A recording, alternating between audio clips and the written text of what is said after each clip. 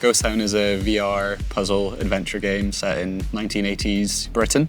It follows the protagonist, the player character, an Irish witch called Edith Penrose, as she kind of tries to track down her missing brother. Because we'd made the room VR, we had experience of doing, VR in earnest. Every game that we make, we always want to be more ambitious with the next project. But with Ghost Town, we specifically wanted to make a sort of puzzle adventure game where the player moves through an environment and has to navigate for the first time, which wasn't really part of the room VR.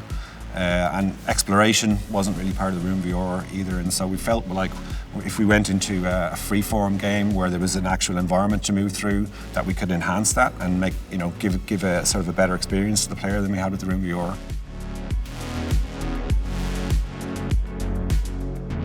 Certainly our line of sight is something that, is always a consideration in VR. We don't have control of where the player is going to be looking at any moment in time, so we try and kind of direct them as best we can. Because we never take the camera away from the player because it wouldn't be very pleasant at all.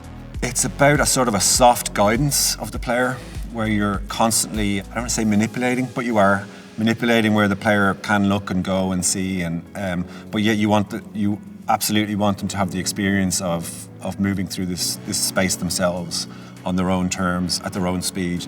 So players, for instance, love to look in VR. In a flat game where you would build an environment and say the player has to get from A to B, the player is basically, their goal is B, so they're not necessarily looking around at what's around them. But in VR, there's a massive incentive for the player to just stop, whatever they're doing, to just stop and look at something. So we realised with the room VR that detail mattered in the environment.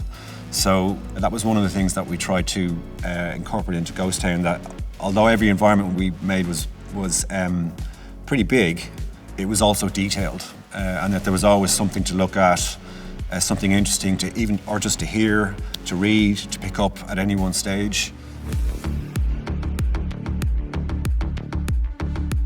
In VR, there's a whole other things that can happen to stop the player feeling comfortable.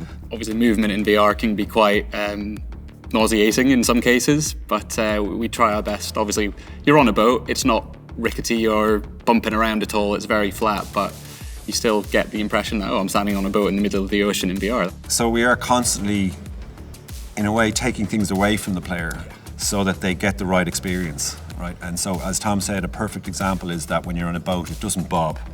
Whereas if you wanted to make something truly immersive, you would make the boat bob up and down so that it matches the sea, for instance. But you don't want to do that in VR. You have to smooth everything out for the player so that they don't ever have these issues come up. Obviously, high frame rates are really important to keep back the sense of nausea, but we also put in a lot of limiters for the players. So if you've got really good VR legs, you can get rid of all of the guides and the hand-holding that we do for the player. So we've got things like vignettes, we've got step movement for people who don't like continuous movement, that kind of thing. So we always try and make our games tailored to the kind of player that each individual is. Every game we make, we want everyone who starts the game to finish the game. We have no interest in beating the player at all. We want them to see everything in the game. So we do everything we can to make sure that if any player is stuck for any reason, that there's a way through things and a way around them, or that they could just adjust something in the menus to make it easier for them. Because, like I say, we build our content to be seen